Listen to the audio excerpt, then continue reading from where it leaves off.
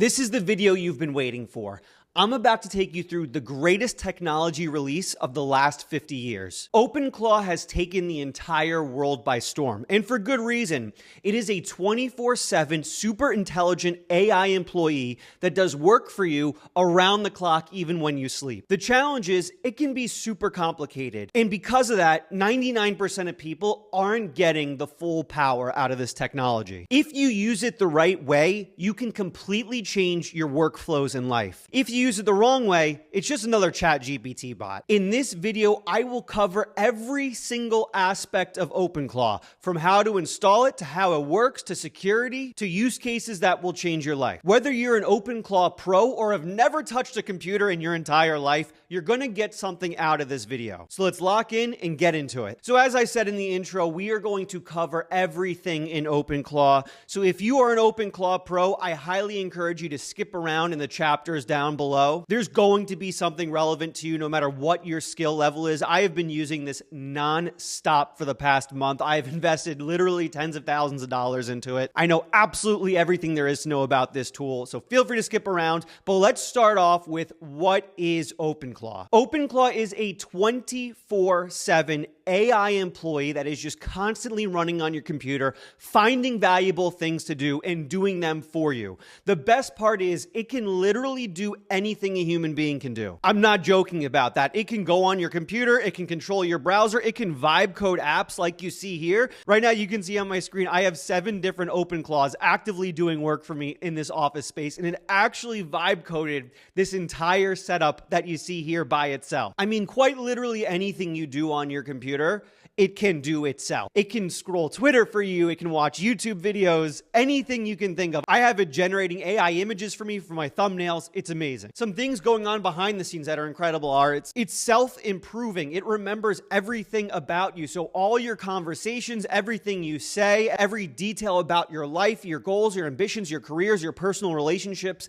it remembers that and then improves itself based on that information. For instance, if I tell it I really enjoy using Codex to vibe code, it will just remember that forever. And every time it vibe codes, it will use Codex for that. If I tell it I'm running everything on a Mac Studio, all of the apps it builds will be specifically for Macs. If I tell it I live in California, it'll start making recommendations for me for events in California. Every time you communicate with your openClaw, it gets better, smarter, and more custom, which there is no other AI tool on planet Earth that has ever done this before. It's proactive. It does work while you sleep. Let me give you an example. So I have my SaaS creator buddy, and it is actually actively working on this software for me. It saw on Twitter that Elon Musk is giving away $1 million to the top article on X. So what it did was it saw that on X. It was like, okay, we should build some sort of article writing functionality, and it built out a ton of this article writing functionality you see here. It shipped it, and I've gained over $10,000 of recurring revenue based on that. All of this while I slept. I woke up in the morning, it had the code ready, I reviewed it, then shipped it myself once it looks good. That is the power of having a proactive employee. It learns about you, it studies things on the web, it builds things out and creates economic value for you even when you're away from your computer.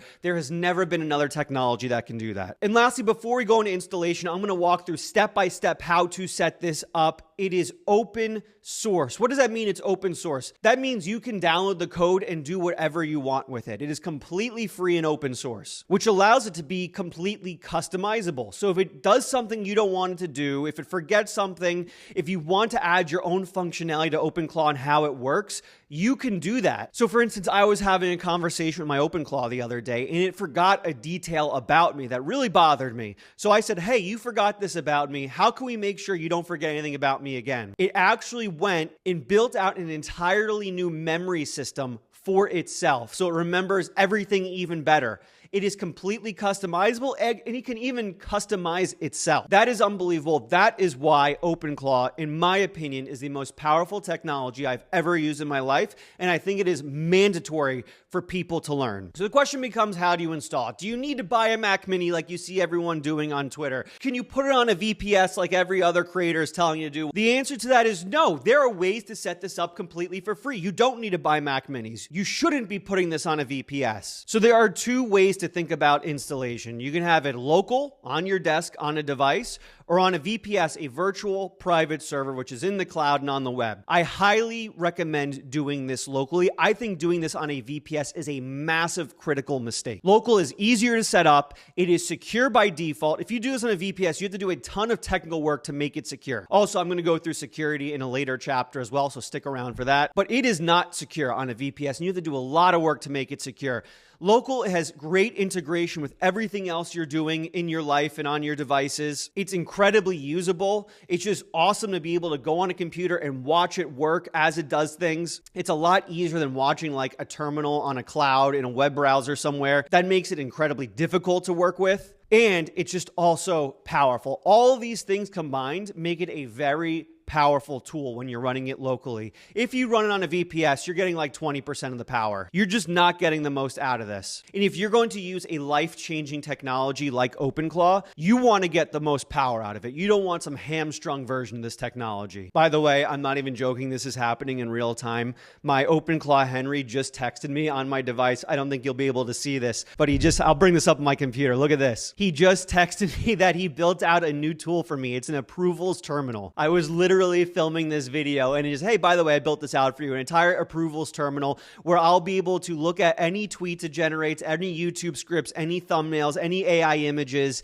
and give it approval to post straight from a terminal. That's amazing. That was just out of nowhere. And yes, it will text you through Telegram or iMessage or anything you're using. But anyway, back to the video. I just thought that was incredible. Now that we determined VPS is not the way to go, local is the only way to go, the question becomes, do I need to run out and buy a Mac Mini? Do I have to do what you did, Alex, and buy $20,000 worth of Mac Studios and you're about to spend another $20,000 on 2 more? No, you do not need to do that. In fact, I highly encourage you not to do that. You can easily run this on any device you already have. If you have an old dusty laptop in your closet, you can pull that out. If you have a $50 Raspberry Pi you've been tinkering around with, you can use that as well. You don't need any sort of complex hardware for this. So take what you already have, install openClaw on it, which I'll show you how to do in a second. And then what you can do is, as you're using it and as you come up with more workflows for it, if you decide, okay, to do this workflow, I need more powerful hardware, then you can upgrade. Then you can upgrade to a Mac Mini. And then you're using the Mac Mini, you're like, oh man, I could really use local models for this one specific workflow.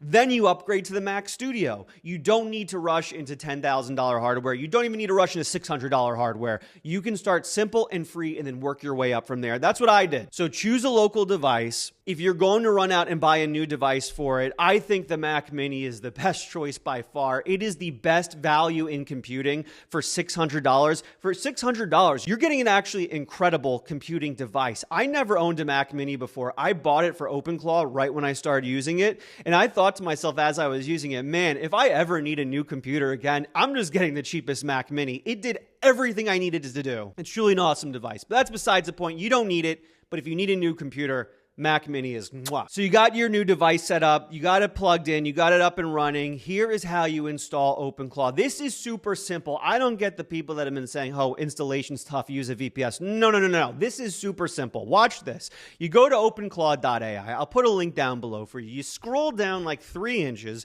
You see this quick start section here that has one single line command. You hit copy. I hope I didn't lose you at this point. I hope that's not too complicated for you. If you are on Mac, you open up your terminal. If you're on Windows, you open up your command line. Paste in that line from the website and you hit enter and it's installed. All the people saying, oh, you need a VPS. It's too complicated to install it locally. Was that too tough? Do you need to pay some guy $5,000 to do that for you? Who are the people paying people to set this up for them? This is so simple. If you don't have enough confidence in yourself to do what I just showed you, then you need to examine your entire life. You put that in, you hit enter, it's installed. Once you have it installed, it will take you through onboarding, which again is super simple. The people go online saying, oh, onboarding's so tough, I don't know how to do anything. Look yourself in the mirror. Do you think this is going to be tough? Here we go. You hit yes on I understand this is powerful and risky. You hit quick start. Then you have a couple options. First, we have our model auth provider. You have many things you can do here. We range from expensive and powerful like Anthropic to very cheap but still pretty powerful like Minimax. Then you have things in between like OpenAI. If you already have an existing subscription like an Anthropic subscription, like an OpenAI subscription, you can just just go in and plug it in and use it. If you don't have any existing subscriptions, you can sign up for a brand new one like Minimax. Minimax is dirt cheap. You can pay like $10 a month and be able to use openClaw with it. And it's still a pretty good model to use with it. So you can do that as well. Now, again, the most powerful option here is going to be Opus 4.6. Opus 4.6 is just built for these types of activities. It is the smartest model, and it is also the most personable model. It has the most riz. It's the warmest. It's the most fun to talk to. It has the most motion. The issue is you're going to be paying like $200 a month for that subscription. Now, the first question I get whenever I talk about Anthropic is, oh, am I going to get banned for this? Does Anthropic want you using their subscription with openClaw? No, they do not. Out of all the AI companies in the world, Anthropic is the one that is most against using openClaw with their subscription. I will just say this. I've heard of people getting banned from their Anthropic subscription for doing that. I'll also say this. I've never met any of them. Everyone's like, oh yeah, I've heard of someone who got banned, but I've never talked to someone who's actually got banned. So I don't know if this is just a rumor going around or what it is. I'd say this. I'm not going to tell you to break terms of service with Anthropic. Wink, wink, but you're free to do what you want. So if you want to use your Anthropic subscription, wink, wink, you would choose Anthropic here and hit enter. Then it gives you the instructions to getting your Anthropic authorization token. You literally copy this, open up a new terminal, paste it in. That will ask you to log into Anthropic. You do that. That's going to give you a token, which is a really long string of letters and numbers. Here's where most people mess up with this. Copy that. Don't just paste it into openClaw. Paste it into a notepad, so Apple Notes or a notepad. Then make sure the formatting is correct. And what I mean by that, make sure there's no line breaks or anything that's splitting up the token. Make sure it's all just one line. Then you can copy it from there once it's all on one line and paste it back here into openClaw. And then you'll be good to go and it'll work. OpenAI has actually been the opposite of Anthropic. They've been like, yeah, go ahead. We don't care. Use it with openClaw. So you can do that as well. Downside being is their model just doesn't feel quite as warm as Anthropic. It's not quite as fun to talk to, but it's still a very powerful model. And if you already have a ChatGPT subscription, you're good to go. And then as I mentioned, if you want to go cheap, Minimax is a great model to save tons of money. Will it be as warm? Will it have quite as much riz? No, but for the money and value you're getting, it might be the best bang for the buck. Right after this menu, when you select your AI model, it's going to ask you to set up your messaging service. The coolest part about openClaw is you don't interface with it through a website. You don't interface with it through a app that you barely ever use. You interface through it with apps you already use today. iMessage, Telegram, Discord. This is the most fun part about openClaw is you can just text it anywhere you are. So you're going to be able to choose which app you want to use. I highly recommend Telegram. I think Telegram is the best way to do it. Telegram has a bunch of really cool options like threading and chunking. So it actually comes in the text like you're talking to an AI, which is awesome. Telegram, I think, is the best way to do this. So download Telegram. It's free. It's easy to use. It's easy to set up, and it will walk you through step by step, really, really simple how to set it up from there. Then you'll be good to go, and you got openClaw set up, and you didn't need a tech genius to do it for you. You didn't need to spend $5,000 on setup. You're good to go. You did it yourself for free. So now that you're all set up, you've hatched your openClaw, your assistant is born. First of all, congratulations. Pat yourself on the back. You did something that only the top 1% of humanity is doing right now, which is hatching an openClaw and using the most powerful technology of all time. You did it. You are most of the way there to escaping the permanent underclass. Now you just need to use it. Once you use it, you've escaped the permanent underclass. What I'm going to do is show you the first two basic things you need to do with openClaw. Then I'm going to, right after that, go over some advanced concepts and the mindset you need to get the most out of openClaw. That will be after these first two use cases I'll give to you. And then we'll go into some more advanced things after that. Again, feel free to work with me, pause down below, do things side by side with the video, skip around to different chapters, whatever you want. This is freeform. And if you're feeling extra spicy, you can even hand this video over to your openClaw and I'll watch it for you. So let's talk about the two first things you need to do now that you're in openClaw. So after setup, it'll give you a link to this gateway dashboard. This is the website you can use to communicate with your openClaw. This is complementary to your Telegram or Discord setup. You can use either or. They're both exactly the same thing. The first thing you need to do, though, is introduce yourself to your openClaw. Let's play pretend for a second. You have your own business. You hired a new employee. What's the first thing you would do? You would tell them about yourself, the company, what the goals and missions are of the company, everything like that. You want to do the exact same thing with your openClaw. So open up your Gateway dashboard, go to the chat down here, and you want to brain dump everything about you. You want to brain dump who you are in your background. So for instance, I'd say, I'm Alex Finn. I'm a software engineer. I studied computer science. I was a developer for years, and then I managed a team of tech consultants at a big tech company. And now I create content about AI, build out software, and do a whole bunch of other things. I'd brain dump that all in. Then I'd go through my personal preferences. I'd say, I want you to be proactive. I want you to be autonomous. You don't need permission for everything. Just get things done. Advance our goals and missions as much as you can. You're giving your personal preferences for how you want to work with your employee. And then lastly, you want to brain dump your goals and ambitions. This is probably the most important part of all of this.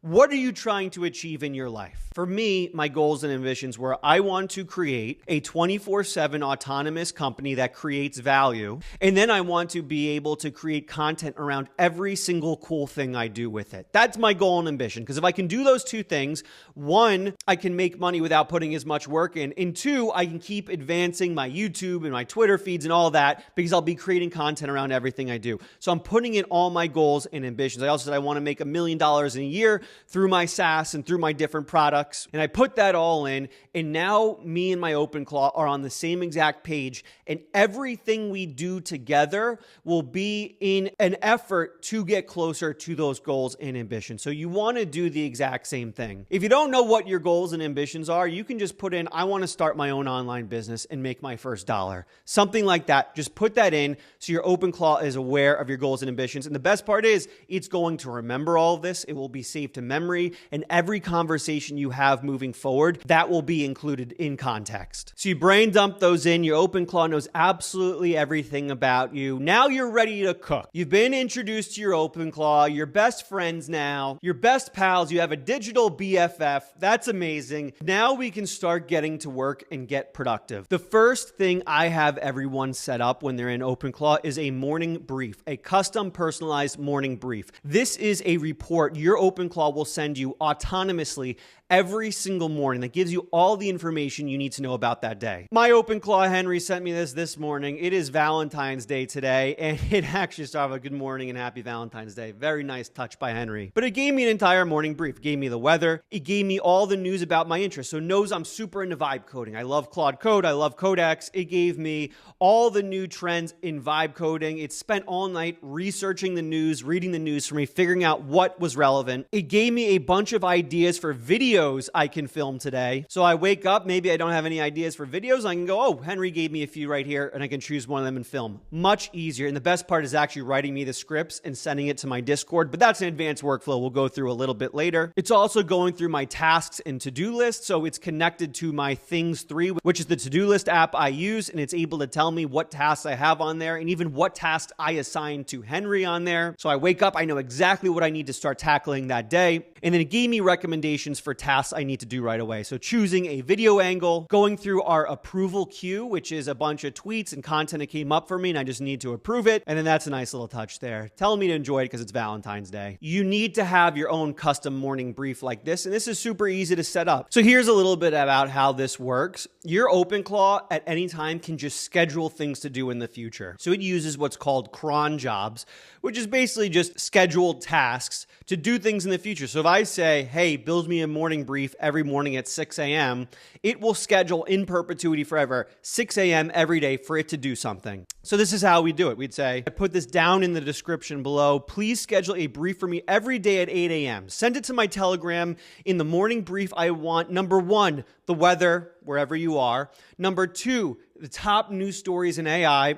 This could be any interest you have that you want news on. Number 3, any tasks I have in my to-do list on Things 3. This can be whatever to-do list app you're currently using. And number 4, tasks you can complete for me today that brings me closer to my goals. This is probably the most important one because what this allows your openClaw to do is think for itself, what can I do to complete tasks for my boss. And this will open up doors you've never thought of before. You're going to be doing this as much as possible, and I'm going to talk about this a little bit later in the video. It's called reverse prompting. It's instead of us telling what openClaw to do, we're letting openClaw think for itself to figure out what to do. Much more on that coming up. You're going to hit enter on this, and you're going to be good to go. By the way, if you've learned anything so far, we've covered a ton. Make sure to leave a like down below. Make sure to subscribe and turn on notifications, because all I do is create incredible videos about openClaw. And also, if you want live boot camps, every Friday I do a live boot camp on openClaw where you can hang out with me, ask me questions, see live demos. I do it all in the Vibe Coding Academy. Link for that is down below. We have, at the time of filming, 600 people in the Vibe Coding Academy joining these live boot camps every Friday, so I hope to see you there. So feel free to customize this prompt any way you want with anything you want in your morning brief. Make this custom to you, and you're not locked into this. You can, at a later point, go back and say, hey, tweak my morning brief with this, tweak it with that. Again, this is constantly self-improving, this openClaw. Next, I want to talk about mission control. Now that we have our morning brief set up, the next big thing you're going to want to do as one of your first use cases is build a mission control. What's a mission control? It is a custom dashboard for you and your openClaw to build the tools you need to be productive and get closer to your goals. This is what my mission control looks like here. I've been building this out for weeks now. As you can see on the left-hand side, there are tons of different custom tools me and my openClaw built out together. This was all vibe coded by my openClaw, Henry. I didn't write any of this code myself. I didn't even vibe code this myself. I said, Henry, go and build a mission control for me, and it vibe coded it for itself. That's not vibe coding. I call this vibe orchestration. We're vibe orchestrating our openClaw. So you want to build this out too. You want to have your openClaw build you out a mission control where it can build any of the custom tools it needs. Things like to-do lists, things like places to track all your sub-agents like I have here, things like an approvals queue where it can write you content and you can just approve it and it sends it out. All these are custom tools you can build out. The number one request I get is, hey, can you open source your mission control? Yes, I will do that eventually, but I do not recommend that as the way to setting up your mission control. Your mission control should be completely custom to you, your goals, your ambitions, and your openClaw. So what you want to do is, now that we have our morning brief set up, go to your openClaw and say this. I put this prompt down below. Feel free to copy and paste it. I want you to set up a mission control. This is a custom place for us to build out any tools we need to be more productive. Please build this using Next.js and host it locally. That will cause your openClaw to go vibe code mission control for you, which will just be a custom dashboard. And then from there, you'll be able to go and say, hey, let's build a to-do list together, right? Let's build a visualization of you working. Anything you need, it can then go and vibe code it inside your mission control. You don't need coding experience for this. It can just do it for you. And now as you're working, the mindset becomes, okay, what can we build out to make this workflow simpler? What can we build out to make this easier for us? Anytime you have your openClaw do something, you can say, hey, how would we do this with a custom tool in our mission control? Again, that's reverse prompting, which is probably the most important concept in AI. Instead of telling your bot what you want it to build, you're saying, based on what you know about us and what we do, what should we build? You're asking your bot questions. Just reverse prompt as much as you can, and it will start building out these custom tools for you in your mission control. The next advanced concept I want to talk about will save you money and improve your workflows, and that's the concept of brains and muscles with your openClaw. The way I like to think about it is whatever model you chose during setup is your brain. It's the one that orchestrates and decides what to do, and then you can use other models as muscles. These are going to be the models that actually do work and create things. So Opus 4.6 currently is the best brain in the world. It is the best to talk to. It is the best decision maker. I like using Opus as the brain. Again, it's very expensive, so I like to use other models as muscles. So for instance, for coding, I like to use Codex for the muscle because that's very cheap but still very powerful. For finding the latest news, I like to use XAI, so whether that's the X API or the Grok API, because XAI is very good at figuring out what's trending at the moment because it's hooked into social media. For searching the web, I like to use the Brave API. The Brave API is a very good and cheap API for searching the web and finding current information. And so that's the muscle I use for searching the web. You want to set up these brains and muscles. You already have the brain set up. So all you need to do now is go to your openClaw and say, hey, for coding moving forward, please use the Codex CLI. Then it will ask you for your OpenAI API key. You give it to it, you got that muscle set up. And then you say, hey, for finding tweets, I want you to use the X API. It'll ask you for your API key.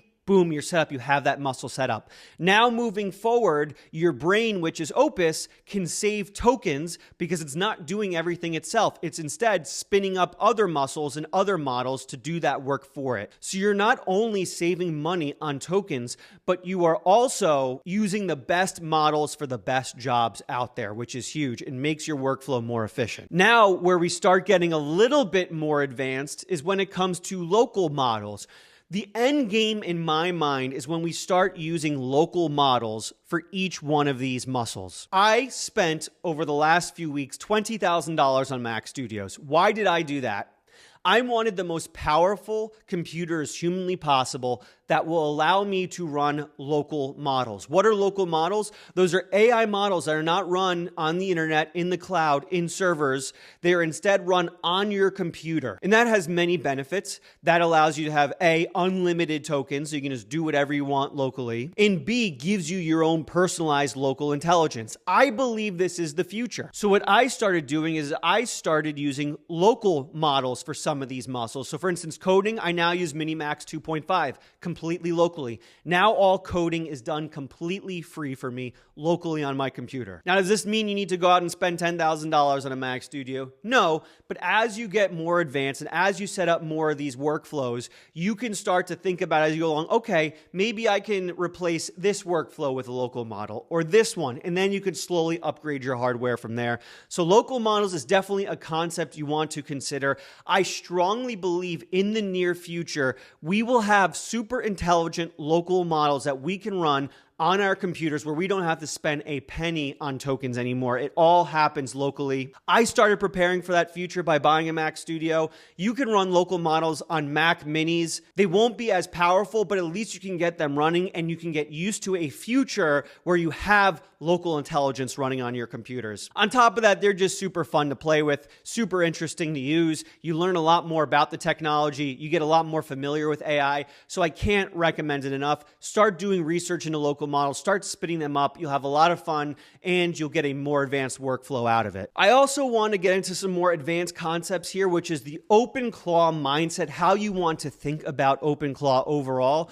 Number one is I see a lot of people making mistakes when it comes to using their openClaw. I see them doing things that break their openClaw and it never works again. I see them communicating with it in a way that's just inefficient. Here's the mindset you need to have with openClaw. One is it is a super intelligent human being employee. You are the manager of this human being employee. I see a lot of people going in and they're like, oh, I want to change the way openClaw works here. I want it to do this instead. And they go in and they mess with the config files and they change things around. That's the stupidest thing you can do. That's how you break your openClaw. If you want your openClaw to behave differently, you don't go in and change config files. You say, hey, openClaw, I want you to do this differently, or I'd like you to do this. You give it goals and objectives. You don't tell it how to do things. You tell it what the end state you want is, and it goes and figures out how to get to that end state. So if, for instance, it has the concept of heartbeats. What are heartbeats? Heartbeats are every half hour, it goes in and it checks to see if it has any tasks it needs to do automatically. Say you want to speed up heartbeats. You want it to be every 5 minutes instead because you have a really advanced workflow you're doing. What I'm seeing a lot of people doing is they're going in the config file and they're manually changing the heartbeat.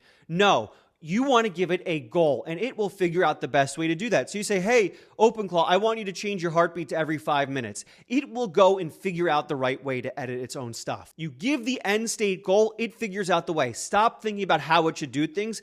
It's a super intelligent employee. It will figure out the best way to do things. Next, reverse prompting is your friend. This is the most important recommendation I can give. Reverse prompting. Because this is a super intelligent human employee, you want to lean on it as much as possible for decision making. You don't want to make all the decisions yourself. You want to say, hey, what's the best way to do this? Or based on what you know about me, what would you do here? Or based on our goals and ambitions, what would you build out in our mission control? You're constantly asking questions questions rather than telling it what to do. The more questions you ask your openClaw, the better the results will be. I'll tell you this, the more reverse prompts you can do on a daily basis, the more powerful your openClaw will be. So reverse prompt, reverse prompt, reverse prompt. Write that down on a post-it, put it on your monitor.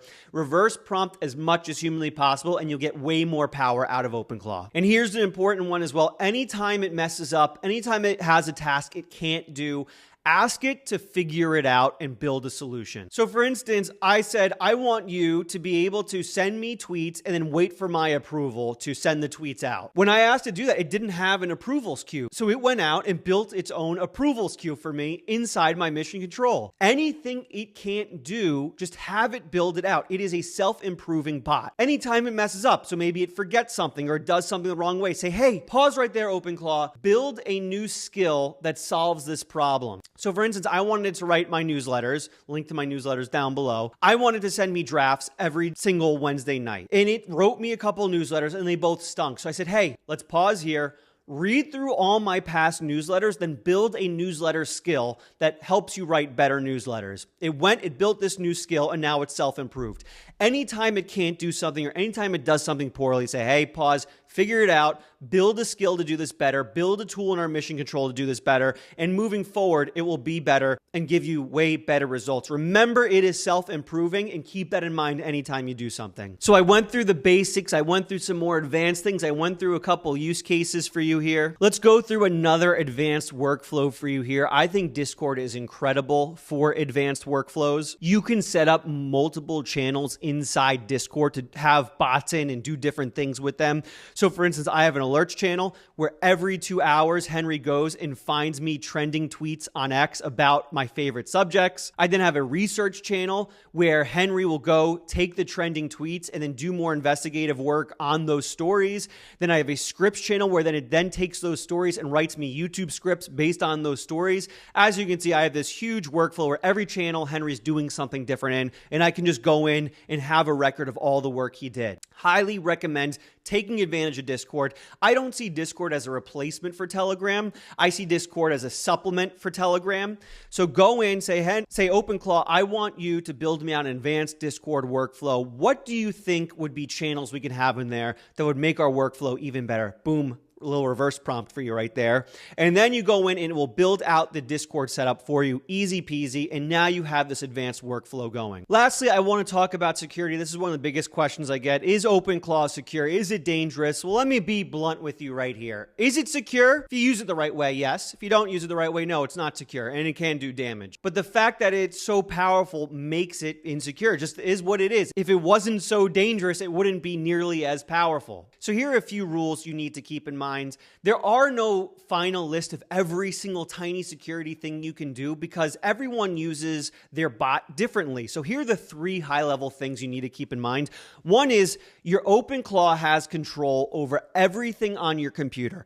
Anything on your computer, your openClaw is exposed to. That means if you have passwords on your computer, if you have API keys on your computer, that means your openClaw has access to it. So your openClaw has basically admin access to your entire digital life. If you're logged into X on your computer, it has access to your entire Twitter account. If you're logged into your Gmail on your computer, it has access to all your emails and can email anyone out. It is admin on everything on your computer. So that means if you don't want your openClaw to have access to something, don't be logged into it on your computer. That also means you don't want to expose your openClaw to the world. What does that mean? If you expose your openClaw to the world, so say put it in a group chat with your friends or allow it to reply to tweets on X, that means it can get prompt injected. And if it gets prompt injected, that means it can expose anything it has access to, like your passwords and API keys. So I highly recommend against putting your openClaw in group chats. I highly recommend against allowing anyone to have access to your openClaw, because if they have access to your openClaw, they have access to all your passwords and API keys and email accounts and Twitter accounts and all that.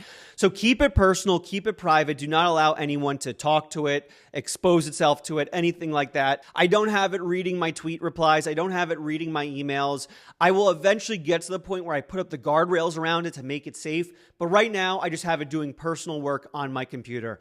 And the last security tip I will give is think deeply about what your claw will do with every prompt you give it. Before you give it a prompt, think, will this expose it to the world? Will this make it do something risky? Will it allow it to get prompt injected in some sort of way? If you think deeply about every prompt you give it, you will be able to stop it from doing stupid and bad things, right? So 3 is think deeply with every command you give what your claw is going to do. And you can even take it a step further and say, hey, before you do anything, openClaw, give me a step-by-step plan on what you plan on doing here. If you keep these 3 things in mind, there's basically nothing you'll be able to do where bad things will happen. It's all about personal responsibility. As they said in Spider-Man, with great power comes great responsibility. If you're using openClaw, you have great power, so make sure you have great responsibility with it. There are hundreds of more advanced use cases. If you want more looks into those, check out my channel. I have so many videos about openClaw. Let me know down in the replies below, what do you want to see more of on the channel about openClaw? You want more videos on mission control? Do you want more videos on local models? Do you want more videos on more advanced use cases, security?